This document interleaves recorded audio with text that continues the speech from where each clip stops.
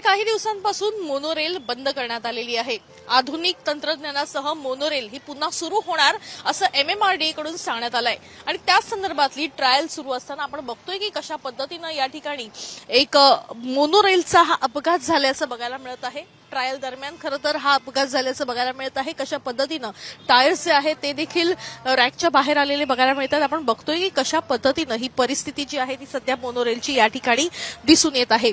नवीन आधुनिक तंत्रज्ञानासह या ट्रेन्स ज्या आहेत त्या आणल्या असल्याचं काही दिवसांपूर्वी MMRDAने स्पष्ट केलेलं होतं। त्या दरम्यानच नवीन तंत्रज्ञान त्या ठिकाणी बसवण्यात आलेलं आहे। आधुनिक सिग्नल पद्धती त्या ठिकाणी बसवण्यात आली आहे असं देखील MMRDA कडून सांगण्यात आलं होतं। मात्र आपण बघतोय की ट्रायल दरम्यान अशा पद्धतीनं खरं तर ही मोनोरेलची परिस्थिती या ठिकाणी बघायला मिळत आहे।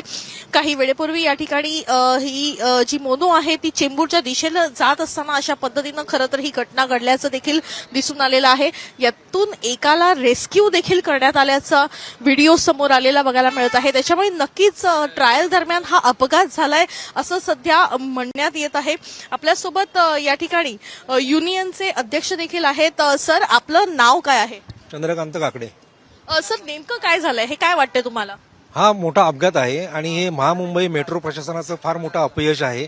कारण की यांना कोणताही पूर्वानुभव नसताना यांना हे सगळं चालवायला दिलेलं आहे।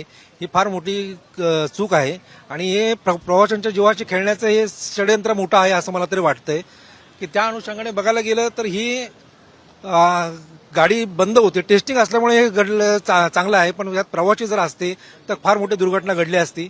हे प्रशासनाचं फार मोठं अपयश आहे। आधुनिक तंत्रज्ञानासह ही मोनोरेल पुन्हा सुरू होणार असं वारंवार सांगण्यात येत आहे की टेस्ट खरं तर या ठिकाणी टेस्टिंग सुरू असताना अशा पद्धतीनं काही बिघाड झाला असल्याचं MMRDA कडून सांगण्यात येत आहे।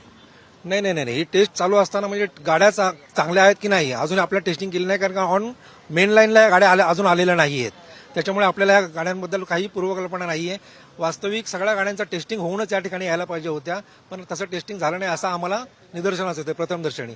आणि तसंच या ठिकाणी काही कर्मचाऱ्यांना निलंबित केलेलं आहे या ठिकाणी या लोकांनी।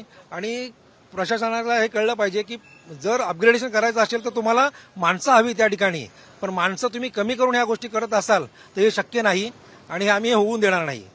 आपण बघतोय की वेगवेगळे खरं तर दृष्टिकोन या निमित्तानं बघायला मिळत आहेत। एकीकडे मोनोरेलचा अपघात झाला असल्याचा आरोप जो आहे तो या ठिकाणी करण्यात आलेला आहे। अर्थात या ठिकाणी या मोनोरेलमध्ये कोणीही नव्हतं, या ठिकाणी केवळ चालक होता आणि त्याला देखील लागलं असल्याचा दावा करण्यात येतोय। आणि दुसरीकडे जर आपण बघितलं तर मोनोरेलचे अनेक कर्मचारी खरं तर निलंबित करण्यात आलेले आहेत।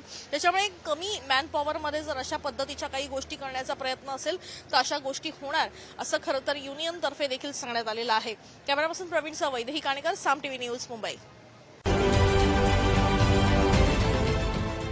देश विदेशातील प्रत्येक घडामोडींचे लाईव्ह अपडेट मिळवण्यासाठी आता साम टीव्हीच्या सर्व सोशल मीडिया प्लॅटफॉर्मला लाईक, फॉलो आणि सबस्क्राईब करा। तसंच सर्व नोटिफिकेशनसाठी बेल आयकॉन प्रेस करायला विसरू नका।